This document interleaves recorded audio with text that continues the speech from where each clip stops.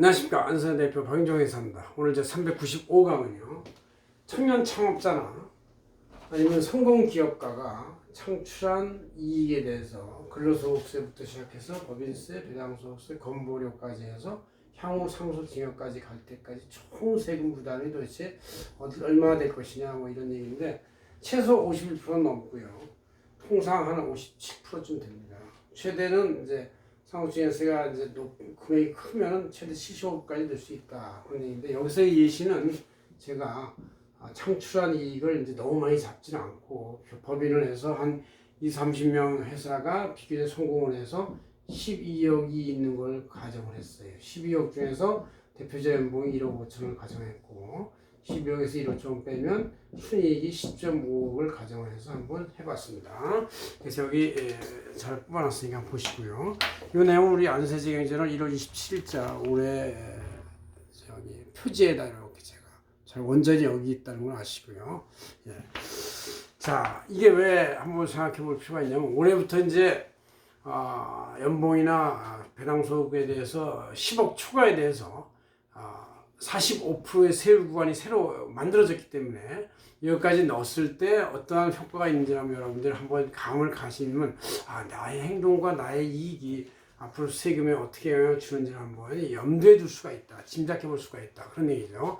자, 그래서 이런 제목 하면서 하는데 일단 가정은 아까 말한 대로 12억 이익이 난다고 치고 먼저 이제 10억이 난다 하더라도 대부분의 그 대표자들은 연봉이 한 1억 5천 정도 내외면 충분히 살 수가 있고 그러니까 이 정도라고 쳤고 나머지 1억 5천을 뺀 12억에서 1억 5천을 뺀 나머지 10.5억은 이제 배당으로 해서 상속증여까지 한번 어떻게 되는지 한번 흘러가는 걸 보겠습니다.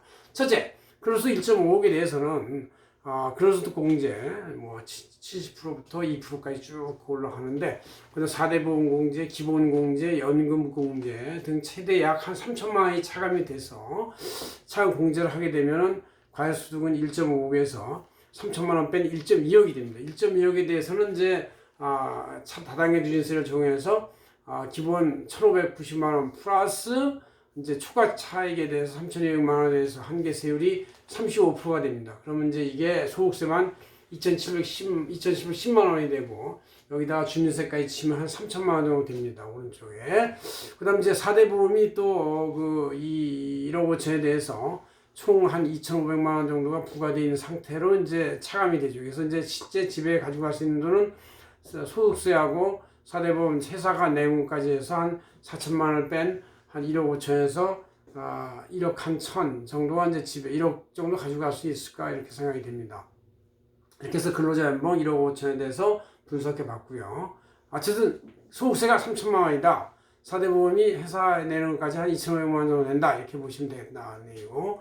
근데 법인세, 자, 12억에서 1.5억 연봉을 빼고 난 나머지 10.5억에 대해서 순위 기초 2억 원까지는 10%고요. 초과 10.5억에서 2억을 뺀 나머지 8.5억에 대해서 20%니까 이거를 곱하면 이제 1.9억 원이 됩니다. 1.9억 원이 되고 이거에 대해서 주민세까지 1.1배 하면은 약 2.1억 원의 중소기업이지만 법인세를 내야 되는 경우가 생긴다. 물론 여기서 이제 뭐 중소기업, 연구개발, 세액공제니 중소기업 감면 같은 약간의 감면이 있을 수 있지만 감면까지 감안하면 복잡한 산식이 나오니까 이렇게 일반적인 세율로 생각하고 감면이 적용되지 않는 업종도 많이 있어요. 서비스업, 회계법인 이런 데는 아예 감면이라는 게 없으니까. 그다음 이제 이 10.5억에서 법인세 2.1억을 뺀 나머지의 전액을 이제 배당한다고 치자 그런 얘기죠. 물론 이제 이익준비금 10%를 남겨야 되지만 그것도 나중에 언젠가 배당이 된다고 치면은 이렇게 전액 배당이라고 가정해서 한번 이 모델을 설정해 봅시다. 그래서 세전순이익이 10.5억에서 법인세 2.1억을 뺀 나머지 금액이 8.4억이고 8.4억에 대해서 이제 전액 배당 가정한다고 치면 15.4% 원칙 하고 나와서 이제 받게 되겠죠. 그 다음 이 8.4억이 대표자의 본인 연봉 1.5억이 추가된 그 연도 내지 다음 연도에 종합소득세율로 합산이 되는데 다음 연도라고 치지만 같은 연도 이제 가정을 해서 어떻게 되냐면 근로소득의 순액이 1.2억 원이 되죠. 아까 이제 소득세 뺀 나머지 1.2억 원에다가 배당 건보료 빼고 나면 4대 보험 빼면 1.2억이 된다고 그랬죠. 배당 8.4억 원을 더해요. 거기다 이제 배당은 이제 법인세 앞에서 2.1억 원을 낸 거를 총액화를 시켜주기 위해서 11%를 가산합니다. 나중에 세액공제 11%를 빼주기 때문에 총액 가산 11%는 이제 약간의 그로스업 총액화를 뜻하는 것이죠. 그래서 이제 이걸 합하게 되면 대표자의 연봉에다가 배당금액 8.4억에 11%를 더한 거 1.11을 더하면 이제 총 10.524억 원이 되고 10.524억 원에 대해서 세 번째로 보면 이제 5억 원까지는 이제 1억 7,060만 원이 되고 초과 5억에 대해서 42%가 되고 그다음 이제 5억까지 플러스 초과 5억 하면 10억이 초과되잖아요. 10억이 초과된 524만 원에 대해서는 높은 세율이 45%가 적용되는데 이게 이제 10억 내외니까 그렇지 이게 만약 20억, 30억 되면 이제 45% 적용되는 구간이 거의 10억이 될 수도 있다 그런 얘기죠. 근데 여기서는 이제 살짝 넘었기 때문에 524만 원만 45% 적용이 된다 그런 얘기죠. 그래서 나온 금액은 이제 이렇게 합산하면 3.835억이 됩니다. 3.835억에 대해서 여기다가 이제 1.11 이렇게 이제 곱해서 총 지방주민세까지 더하면 4.213억 원이 된다 그런 얘기죠.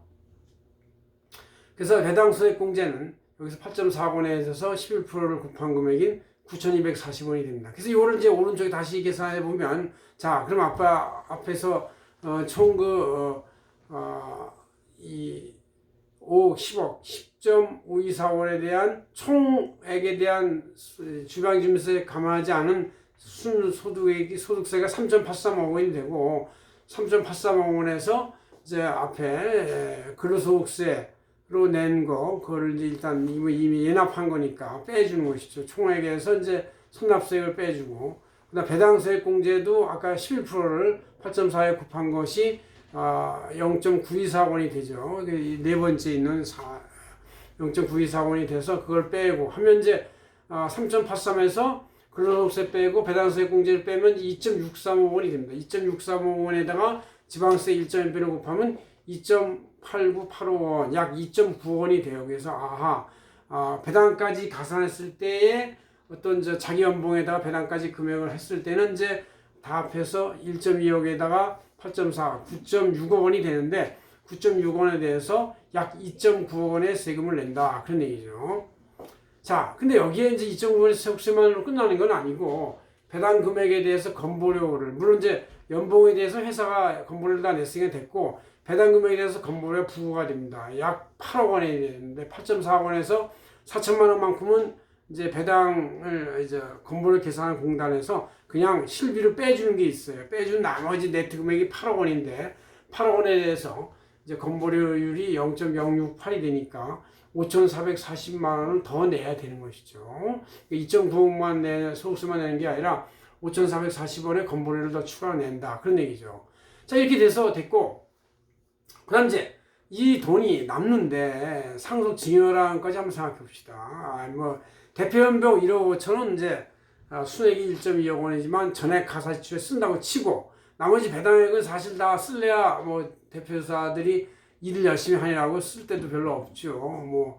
어떻게 버릴 수도 없고 그러다 보니까 이제 결국 배당액은 자녀한테 언젠가 아니면 당장 상속 또는 증여로 간다고 가정할 수가 있어요.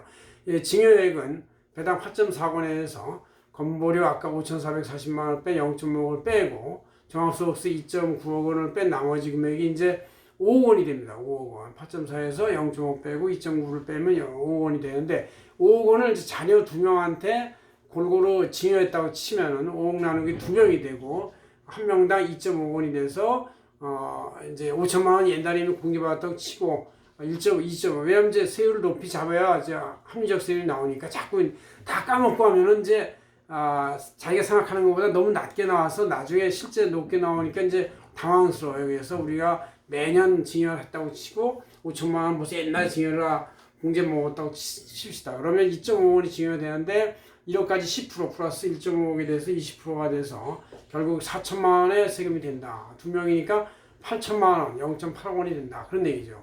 이렇게 이제 1번, 2번, 3번, 4번까지의 상속증여세까지 세금이 다 계산이 됐어요. 자, 이거를 한번 총합해보자. 이런 얘기죠. 그래서 근로소득세 3천만 원, 그 다음에 4대보험 2,500만 원, 그 다음 법인세 2.1억 원, 그다음 배당 소득세까지 합산했을 때 총 그 대표자 종합소득세 2.9억 원 이걸 더하면 이제 총액이 6억이 넘죠. 6억 한 2, 3천 돼서 대부분의 중소기업은 여기까지 이제 물론 이제 건보료도 있네요. 건보료까지 더하면 이게 돈이 되고 이것은 이제 유효세율이 한 51%까지 돼요. 그런데 여기다 만약에 상속증여세를 최소의 10% 내지 20% 구간인 아까 8천만 원까지 더했다고 치면은 총 그 6.8945억 원, 아까는 이제 6억 정도가 되니까 세율이 51%쯤 되는데 여기서 이제 총 상속증여세까지 6.8945억 원이 돼서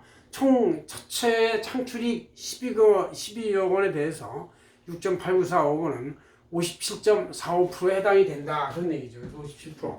야, 그러니까 이게 창출한 이익에 대해서 가족 간의 승계 이전까지 생각하면 적어도 웬만한 그 기초적인 이익에 대해서도 57%, 60% 가까이 생각해야 되겠구나. 그런 얘기죠. 그러니까 이런 걸 감안해서 이 60% 속에는 이제 소득세, 법인세, 배당에 대한 종합소득세, 건보료, 상속증여세. 우리가 이제 이런 그 돈이 건너가기 위해서는 이와 같은 전공정을 잘 통과해야 그나마 건너갈 수가 있다. 건너가려면 57%, 아니면 최소 51%라는 세율을 제대로 무사히 건너가야만 그것이 제대로 테이크홈이 될 수가 있다. 집으로 갈 수 있다. 그런 얘기죠.